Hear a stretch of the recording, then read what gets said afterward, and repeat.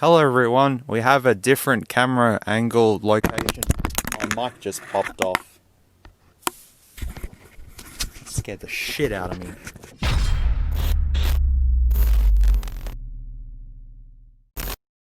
Hi everyone, we have a different change of scenery here today. It's because we have a big box to look at. So I guess this will be a bit of a challenge to have it all in frame and we'll work it out. Here in Australia we have a chain of stores called the Reject Shop. And it's basically the UK's equivalent of Poundland, like everything's just super cheap in there and stuff. I mean, they sell brand names in there, but it's mostly heavily discounted stuff. I went out today, decided to go in there just for a bit of a browse, and I bought a couple of things. The first thing I actually bought was this. It's a charging tower 5-port USB desktop charger, and it's a 25 watt 5 amp one. So each of these is 5 amps, supposedly. And I thought it would be much easier using this instead of one of these for testing, because then I have all my chargers plugged in here and there's a bunch of charging bricks and wires. And so I seen this and I just thought, you know what, I'll give this a go. So obviously I haven't opened it yet and tried it or anything, but this was $16 Australian. So things going on there, rapid charge and stuff. I don't know if it will rapid charge or fast charge or anything, but yeah, I'll have to let you guys know to see what that does. But that's not our main thing that we want to look at today. I used to be in the IT industry for many years, and I used to repair computers, build computers, diagnose them, do software, all the boring stuff with computers and all that. And the one thing you're always getting questioned about in computers is, do you have a cheaper version of it? People want the cheapest power supply, people want the cheapest motherboard and stuff. And while most of the time you can get away with cheap products, there are some things in computers that you just can't get away with going cheap with, like a power supply, for example. And another thing that people do happen to cheap out on is the peripherals, which that's no problems at all, because a cheap keyboard, a cheap mouse, it's fine. It doesn't matter. If it does the job, it does the job. But when you get into the territory of wanting more professional gear, well, the Reject Shop has you covered. For $29 Australian, which is probably $21 US or something like that, I don't know what it is in any other currencies because I never looked it up, we have the all-in-one, 3-in-1 gaming combo kit by iDigital. It's a mid-2014 keyboard, by the looks of it, with a pair of MSI-looking headphones. That looks like the MSI logo. I don't remember what the MSI logo looks like at the moment, but I'll have to look it up.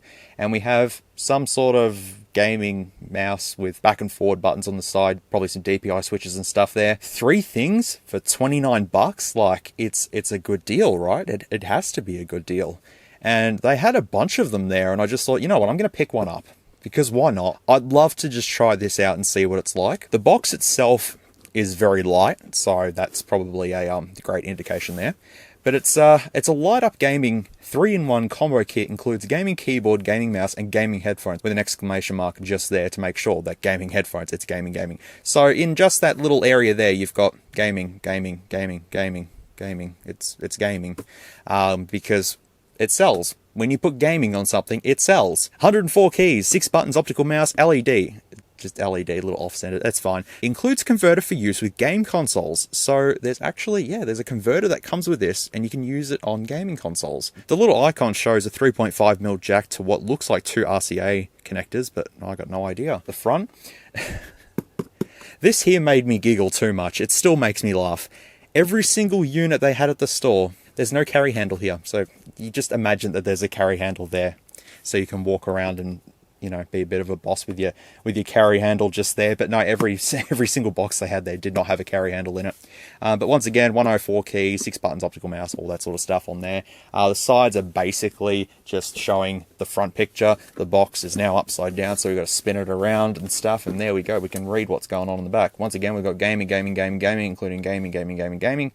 The features is high quality stereo sound with heavy bass, padded headband and ear cups allow for comfortable use for long hours, omnidirectional microphone, integrated volume controller, 1.82 meter cord, couldn't have made it 2 meters, could you? Interface is 3.5mm jack, gaming keyboard, LED light up keyboard with 104 keys, gaming mouse is LED light up mouse, 1200, 1800, 2400 and 3600 DPI, so that's not too bad, I guess. The keyboard is a 104 key full size ergonomic keyboard, F key multimedia controls, oversized spacebar, 1.5 meter braided cable.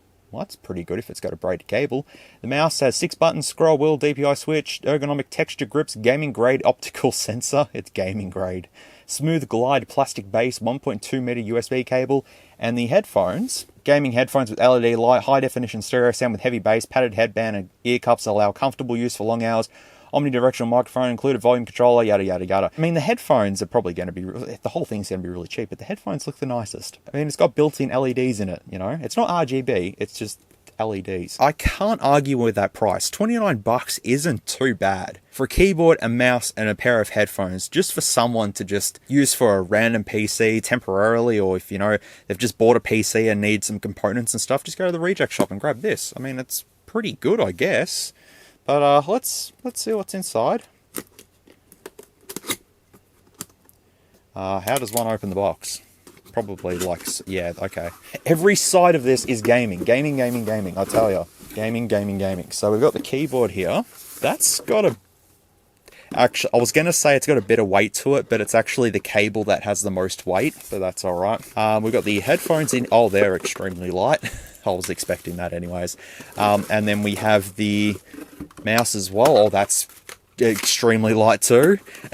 That's okay. We've got the instruction manual. Specifications, all made of ABS. Black, black, black. Wide keyboard, wide mouse, wide headset. Everything's wide.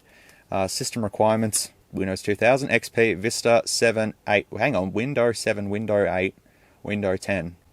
Okay, that's fair. Setting up the keyboard. Plug the USB into an available USB port. Done. Problem solved. Plug in the headphones like that. Yep, instructions for use. Keep the unit away from heat sources, direct sunlight, all that sort of stuff. Instructions for use. You can turn on the LED lights in the headphones by connecting the USB plug of cable to the USB port of the computer or gaming console. Oh, okay, so the LEDs on the headphones run off USB. That makes sense. All right, nothing on the back there, so that's fine. We'll disregard that. So the first thing that we have is the mouse. It's very light. The cable is very, very thin. It's just sort of as it is. The sides do have this textured sort of grip just here, which I guess is okay. And it is a bit of an ergonomic shape, and it does fit in the hand quite nicely. You do have the 6 buttons, so the back and forward, left and right, scroll wheel click, and DPI switch. iDigital is the brand, which I probably didn't mention before. And then underneath is optical mouse, tested to comply, all that sort of thing. Well, at least it was made in 2020, so that's a good sign. Got some rubber feet on there as well, and the laser I'd say would just be the standard usual laser that you'd find in cheapo mouses. It wouldn't be one of those ones that doesn't have the red laser emitting from it. It would just be a cheapo one. But look, it's plasticky, it's cheap, you know. Obviously the first impression it looks pretty terrible, but hey, it might be really good in the end, who knows. The headphones.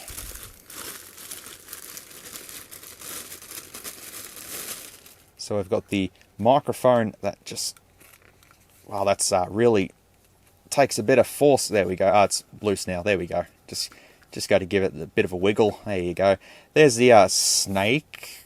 Yeah, it's a snake. It so reminds me of MSI. I don't know why. It probably is some other brand or something like that, but just looking a little MSI there. It's got all this sort of industrial, sort of gaming look to it, I suppose. The microphone is just 3 little holes there, and that's it. The top band is actually leather. Not the best feeling leather, but it's there. You've also got a cushion underneath here as well. Not a big cushion, but it's there. The cups are leather, but they feel reasonably cheap. The drivers inside would probably be 30mm, maybe 40mm drivers. I'm not too sure, to be honest. This and that would glow. And then, yeah, you just swing that down and there you go. You've got your mic, but that's the only place it will go to. It won't adjust or anything like that. And, yeah, the cable's reasonably thin, but yeah, it comes with this thing here. Oh, this is the volume control. God, that's a big volume control thing, just for a little slider like that. Jesus. And, yeah, the little adapter it comes with is, okay, so it comes with these to then your 3.5. So then you can convert your microphone and your headphones into a single one to work with your PS4 or whatever. So that's kind of nifty. You get the USB cable, which is completely different to the USB cable on the end of the gaming mouse. And you've got a microphone auxiliary cable and the headphone jack as well. But the cable's not braided or anything. Nothing too spectacular. I'll just do a quick put on my head test. Oh yeah, they feel really cheap. Yeah, they don't really feel comfortable at all, to be fairly honest. My ears are sort of squished in the cups. Hey, that's fine. Keep moving on to the keyboard. Hang on a second, you liars. That told me it's a braided cable. If it's gonna be a gaming keyboard, it has to have a braided USB cable. 1.5 meter braided USB cable. Where the fuck is it then? I was looking forward to the braided cable. I was like, oh, that's a bit sad. Also, there's a bit of dust on the on the keyboard by default. That's all right. Has a bit of a clicky sound to it, but it's definitely not mechanical switches. They're just membrane ones. Fairly reasonable travel. It's not the most horrific keyboard in the world. Honestly, this is probably the best part of it so far. It feels it feels reasonable. And I would say the only things that would light up would be these and these here. But you've got these little indents for a pen to just sort of sit there, which I guess is kind of cool. You've also got a bit of a palm rest there as well, and that's pretty grippy. The oversized spacebar on the box is not an oversized spacebar, it's just a normal spacebar. Also, the enter key is not an L enter key. It's one of those blocky enter keys. So that's probably going to be annoying to me if I'm going to be using the enter key. I'll be probably hitting that most of the time. But yeah, you've got your function keys and stuff integrated into the F controls at the top there, like so. You got your caps lock, num lock, all that sort of thing there. And this piece here just seems to be a bit of plastic. I don't know if it does anything, if it glows or anything. The bottom of it, though, has this sort of honeycomb pattern going on here, but there's no brand name or anything there. It's just a blank slate. Just make your own name, that's fine. Got a couple of rubber feet as well to hold it up, and then you've got the little legs that will click it into place to hold it up. Quite a lot of screws holding it together though. Flex wise, let's do a flex test. Yeah, that's a little flexy. Just a little bit. For a cheapo keyboard, it doesn't feel terribly bad. I remember getting a $4 keyboard from MSY here in Australia, and it was atrocious. There was no feedback from the keys or anything. It was just rubber. There's nothing. And just to have a look at our switches, we'll just pop one of the keys off, and there it is, just there. It's just I believe it's called a dome slider. It's membrane with a dome on it, I think. I'm not too good at keyboard terminology, but I think that's what they call it. And basically the key just smacks on the plastic to make the click. That's basically all that's going on. Doesn't have mechanical switches or anything like that. You can't expect too much for $29. Alright, fair enough. Alright, we've changed filming locations. We're on the desk now. And just to prove, I did pay 29 bucks for the set just there. The power board was 16. The charging tower was 15. I bought a pack of Milky Bar Whirl Fun Pack things. Just a bunch of chocolates for $3.50. And the bag was 10 cents. That's fine. Time for pro gamer moment. I'm not going to be able to get the keyboard all in frame here, but I'm pretty sure I can just sort of move it around for you to all see. But so far, it sits pretty flat on the desk, but if you were to start typing on it and leaned on it, it starts to sort of bend. Just in the middle there. Just starts to give a bit of a bend. And at the sides too. It just sort of flexes about. Let's start connecting our pro gamer stuff. So connect the keyboard up, and there it is. So I'm going to just turn the lighting off for a second, just so you can see the lighting itself. Now the lights actually don't come through the keys, so the print on the actual key doesn't go through the keycap, so no part of the LEDs will come through the keycap, which is a bit disappointing, but, you know, it is what it is, I guess. So we can change... Oh, that's all we can do. We can't change the brightness or anything. Oh, no, we can. Hang on. We can. Oh, no, there we go. So that's the absolute maximum brightness that we can get out of this. And also the LEDs barely shine through the sides there, but nothing else. It doesn't shine at the top or anything. It just comes out the little side areas just there. So we've got the function keys and everything there. So I'll just go ahead. Yep, I've got it working. So I'll just do a bit of test typing. So I'll just put, hello, this is a test of the cheapo keyboard that I got from the reject shop, and it's not too bad to type on, to be honest. I stuffed up a lot, that's fine. Honestly, typing on this doesn't feel too bad. If you just needed a cheapo keyboard, it will do the job. The LEDs are very, very basic. It's not just one whole color. It's to sort of cash in on the whole. It's a gaming thing, thus it needs to look like it has RGB. And, well, you've got 7 colors. But, like, it's a membrane keyboard or dome slider or whatever it's called. It could be much worse, but it's not too bad. And then you can put a pen there. Oh, well, there to for work and stuff and organization. So that's pretty good. Ah, okay. So I'm trying to type something up and I go to press enter and I know enter's usually here and I keep pressing that instead. Bit of a weird choice, but hey, it works. The spacebar's not oversized. We didn't get a braided cable, but all in all, it's reasonable, alright? So we'll just put that over to the side. Now for the second pro gamer thing. Go and light up. There you go. We may have to move the keyboard out the way. Oh, look at this. Watch. Ready? There you go. Look at all the different colors. Wait for it, wait for it, wait for it. Look, look, look. There you go. It's gone a different color. It's going purple. There you go. It's gone still a bit blue. And it's sort of going pink now. There's red. So, it does do a bit of a breathing effect, which is kind of nice, I guess. It's a bit gimmicky, but it does work. It is a very dim LED. That's in there. It's probably only one LED. That's probably channeled with a bunch of plastics and stuff. We might take, yeah, we're going to take it apart. Why not? We will take it apart. Alright, so I'll just go ahead and just use it. Okay, buttons are very clicky. Side buttons have a lot of travel. Like, it's not just a slight click, it's a big click in there. Yeah, DPI switch works. So it's very minimal, medium, high, and then can it run crisis mode? Yeah, so that's not too bad. Ergonomic wise, it feels quite solid in my hand anyways. It's quite reasonable.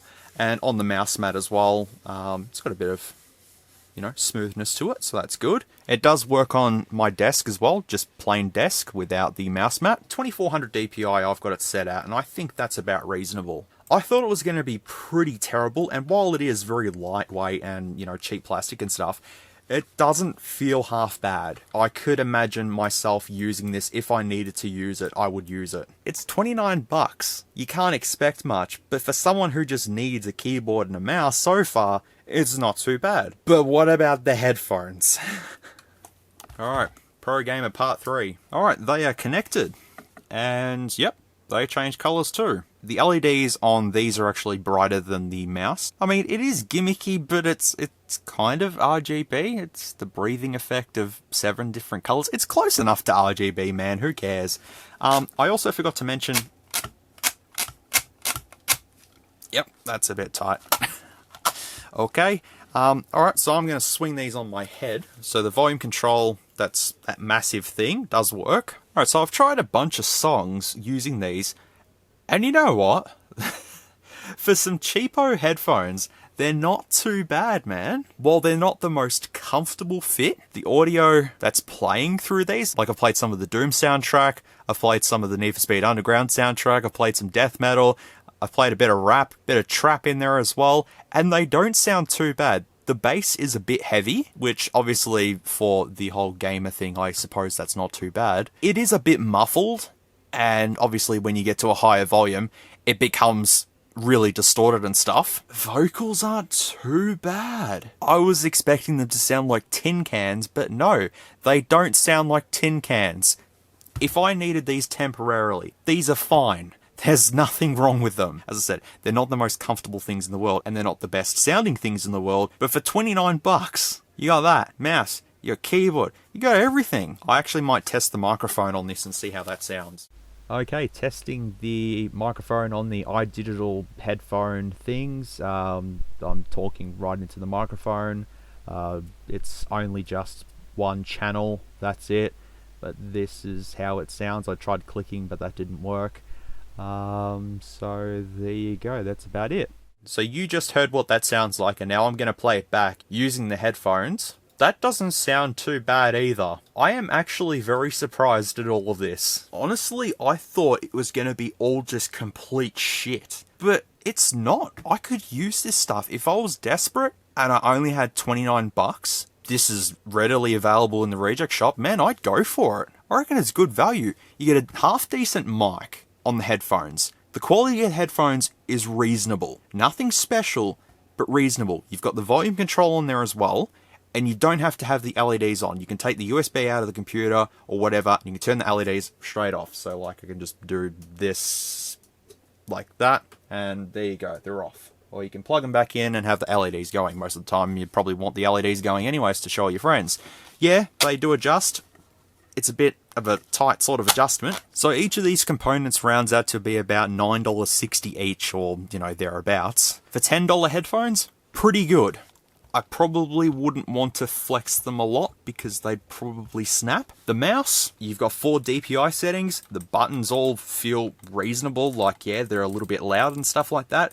But I could easily use this as a normal day-to-day mouse. Once again, it's nothing special, but it definitely works better than I had intended. And then finally you get the keyboard. The keyboard isn't bad, it works. You got the media controls built into the function keys. It's not the best plastic in the world, it flexes and bends, but it's basically a $10 keyboard. The value is good, and if you only need something temporary or just something on a budget or something like that, these aren't too bad. And I've seen a lot of these 3-in-1 bundles around. And I've always looked at them and just went, they're going to be absolute garbage. But no, this isn't too bad. As a fellow true enthusiast of Doom, I'm going to play a game of Doom because why not?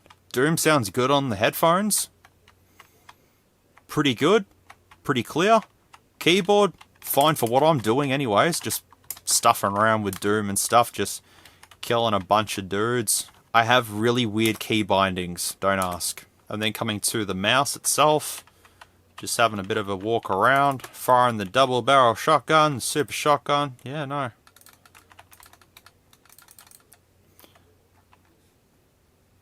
Yep, scrolling's good. It's not one of those scroll wheels either that sort of jump around, it's only one bit at a time, which is quite nice. I was not expecting this day to go this well. So I think all in all, with everything that I've tested here, I can safely say that for $29, it's a pretty good deal. While it wouldn't be something that I'd use 24/7, and I can't tell you the durability of it all, or how long it would last for, it would definitely suit someone looking for a temporary option or something like that, and not as a gaming set per se, because I reckon if you'd done a bit of a tense on that, and asked Green what his problem was, you'd end up with a keyboard snapped in half, and that would be the end of it. If you take that into consideration, and if you wanted to buy your kids something cheap for Christmas, you know, so they can play Fortnite on, hey, this is a good option. Headphones, keyboard, mouse, what more can you ask for? I'm going to see if I can take this apart, because I just want to see how the LEDs work in it. But I have a feeling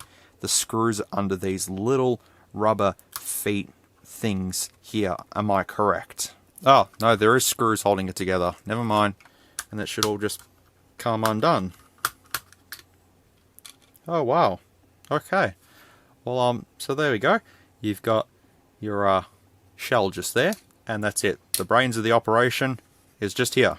One LED, that's it. You've got the second LED for the laser, the actual sensor itself. There's also a date code going on there too that says 2015. It's definitely some old stock that they've got and just rebranded and chucked into a, you know, sort of reasonable shell. And the switches are actually branded with an S on it. And the switches are, you know, pretty clicky. I mean, I don't particularly know what I was expecting to find inside of here. I just wanted to have a look at the LEDs and see how they were situated. But at least we've got a date code now, and we've got the location of the LED. There we go, back together. Should be fine now. Curiosity has got the better of me. I'm taking the keyboard apart because we're going to see what's inside of it. I think we don't have to take the whole entire, like, keycaps off. It should be fine. So yeah, we just lift it up. Yep. It's just a standard membrane keyboard, like so. Put that back into place like so, and that's it. But no, there doesn't look like there's any identifying marks that I can see on it at the moment. Alright everyone, I've had a look at everything. I've disassembled the mouse and the keyboard. I know what's going on here. Yeah, as I said, I was not expecting this to go as well as it did. For a cheapo keyboard, mouse and headset, hey, it ain't too bad. Hey, if you're in Australia and you got 30 bucks or 29 bucks, go to the Reject Shop and check this out. See what you think of it. Or if you have a set like this, let me know down in the comments below. Because I'd love to see the durability of these, like, you know, if people have had them for 2 weeks and then they die, or if people have had them for like 6 months and then they die, or if people have had them for 3 years and they're still going strong, like, who knows? Obviously you can't expect anything special, but hey, made for a good review, I think. I always like looking at cheapo tech, and cheapo tech sometimes can be hit or miss, and well, this time it's, yeah, not too bad. Like, you gotta think of it from a consumer standpoint of view, like, you know, if I only had 30 bucks and I needed something cheap and this was the only thing available, would I be able to use it for a couple of weeks or, you know, a couple of months or whatever with no issues at all? And absolutely I would. Good on your Reject Shop. You've done good for once. Usually it's just all cheap crap and stuff, but no, pretty happy with this, to be fairly honest. Thank you very much for watching this very spontaneously random review of a keyboard, mouse, and a headset. Although it's nothing special, I just wanted to share with you this because I seen it at the Reject Shop and I was like, what could go wrong here? And here we are. But I will let you know during editing to see if the charging tower that I got works and if it performs well, and if it doesn't, I'll let you know as well. But otherwise, everyone, thank you very much for watching. I really do appreciate it, and there are Wish products on the way. There are some more Xiaomi products on the way, and we've got a bit of exciting remainder of 2020, even though 2020's been really, really shit. I hope that we can leave 2020 with some pretty exciting reviews, hopefully. Stay tuned, everyone. Thanks again. I really do appreciate it. And as always, be good people. Take care. Stay safe. And I'll see you in the next one. Smiley face. If you like this content, feel free to leave a like or a dislike if you didn't. Thanks heaps for watching, and I'll catch you all in the next video.